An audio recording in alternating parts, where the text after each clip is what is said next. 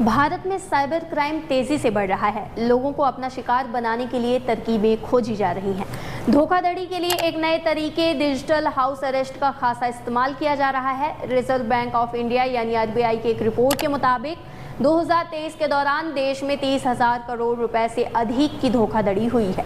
House arrest में नकली police station, सरकारी कार्यालय स्थापित करने और ईडी जैसी यूनिफॉर्म पहनने जैसे हथकंडे भी अपनाए जा रहे हैं। पिछले एक दशक में भारतीय बैंकों ने धोखाधड़ी के 65,017 मामलों की सूचना दी है, जिसके कारण कुल 4 लाख करोड़ रुपए से अधिक का नुकसान हुआ है। साइबर क्रिमिनल बेखबर लोगों को धोखा देने के लिए UPI, OTP, credit card, job और डिलीवरी स्कैम जैसे कई तरह के तरीके अपना रहे हैं। इतना ही नहीं, साइबर ठगी में क्रिमिनल पीड़ित को गिरफ्तार करने का ढोंग भी कर सकते हैं। वे नकली पुलिस स्टेशन या सरकारी दफ्तर स्थापित करने और सरकारी वर्दी पहनने जैसे तरीके भी अपनाते हैं। इसे ही डिजिटल अरेस्ट कहा जाता है। डिजिटल अरेस्ट का सबसे पहला मामला उत्तर प्रदेश के नोएडा में दर्ज किया गया। यहाँ दिसंबर 2023 में एक व्यक्ति को काल्पनिक मनी लॉन्ड्रिंग में फंसाया गया। क्रिमिनल्स ने पीड़ित के सामने खुद को सीबीआई के आईपीएस ऑफिसर और बंद हो चुकी एयरलाइन के संस्थापक के रूप में पेश किया। इस ठगी में पीड़ित को 11 लाख रुपए से अधिक का नुकसान हुआ। साथ ही उसे एक दिन तक डिजिटल अरेस्ट कर प्रताड़ित भी किया गया। अब आसान भाषा में समझते हैं डिजिटल अरेस्ट काम कैसे करता है।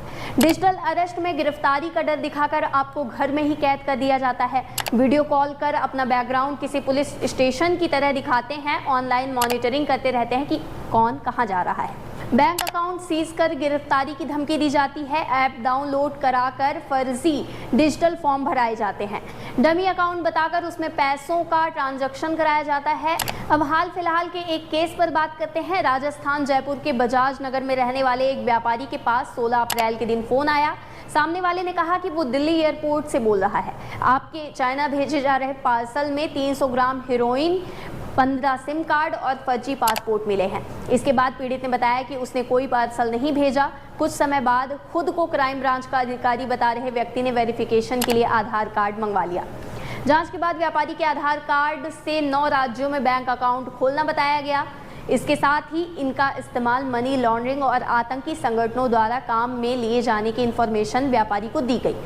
ठगों ने दिल्ली क्राइम ब्रांच और सीबीआई का नोटिस दिखाया। व्यापारी को 2 दिन तक ऑनलाइन मॉनिटरिंग पर रखा और नेशनल सिक्योरिटी से जुड़ा मामला बताकर कई अलग अलग जांच अधिकारियों से बात कराई।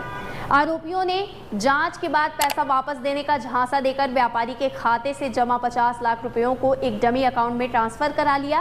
पैसा ट्रांसफर होते ही आरोपियों ने ऐप के जरिए किए कॉल को डिस्कनेक्ट कर दिया। जब व्यापारी ने दोबारा उन नंबरों पर कॉल करने का प्रयास किया तो उसे ब्लॉक कर दिया गया। अब ठगी का निशाना हुए व्यापारी ने कमिश्नरेट के साइबर पुलिस थाने में केस दर्ज कराया है। पीड़ित व्यापारी ने बताया कि इन्वेस्टिगेशन में हेल्प नहीं करने पर उनके सभी बैंक अकाउंट सीज करने की धमकी दी गई थी। उन्होंने सोचा जब वो किसी इलीगल एक्टिविटी में शामिल नहीं है तो जांच में सहयोग करने से क्या आपत्ति है। इस दौरान उन्हें ऑनलाइन मॉनिटरिंग में रहने के लिए कहा गया। इस केस से ये साफ है कि साइबर ठग आतंकवादियों से कनेक्शन जैसे नेशनल इश्यूज पर साइकोलॉजिकल गेम में फंसाते हैं। एक और केस राजस्थान के झुंझुनू जिले से है, जहां एक महिला प्रोफेसर को साइबर ठगों ने 3 महीने तक ऑनलाइन मॉनिटरिंग में रखा था। इस दौरान महिला प्रोफेसर से हर 2 घंटे में रिपोर्ट मांगी गई कि वो किन लोगों से मिल रही हैं और कहां जा रही हैं। ठगों ने जगह के वेरिफिकेशन के लिए सेल्फी भी मांगी। महिला को आरोपियों ने डिजिटल वेरिफिकेशन के नाम पर धमकाया और पूरी प्रॉपर्टी अटैच करने की कहानी बना डाली। आरोपियों ने 3 महीने में महिला से अलग अलग ट्रांजैक्शन के जरिए 7 करोड़ रुपए से अधिक ठगा। महिला को पहली बार 20 अक्टूबर 2023 को कॉल किया। कॉल करने वाले व्यक्ति ने खुद को TRAI का अधिकारी बताते हुए महिला को कहा कि उनकी आईडी से जारी दूसरे मोबाइल नंबर का इस्तेमाल साइबर क्राइम में हो रहा है।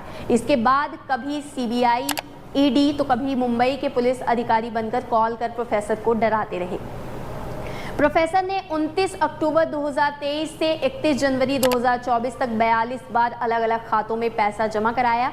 ठगों ने उन्हें झांसा दिया कि सुप्रीम कोर्ट से मामला सुलझते ही पूरा पैसा उन्हें वापस मिल जाएगा।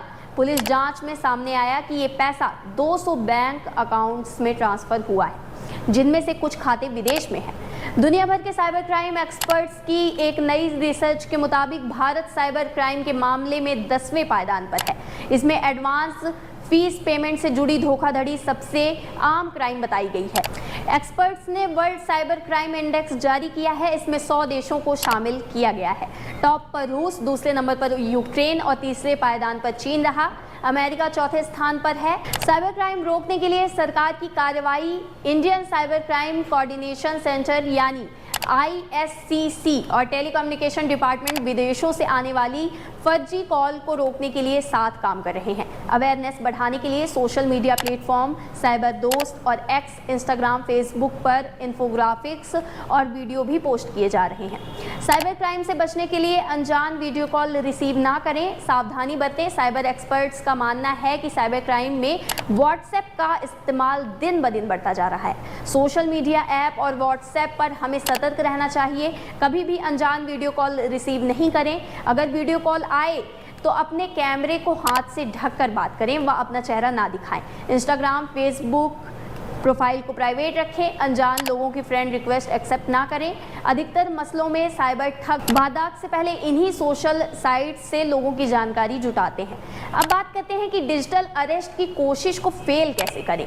साइबर क्राइम, नारकोटिक्स, IT या ED अफसर के नाम से कॉल आएगा। आपकी वो गलती बताएंगे जो आपको पता भी नहीं होगी।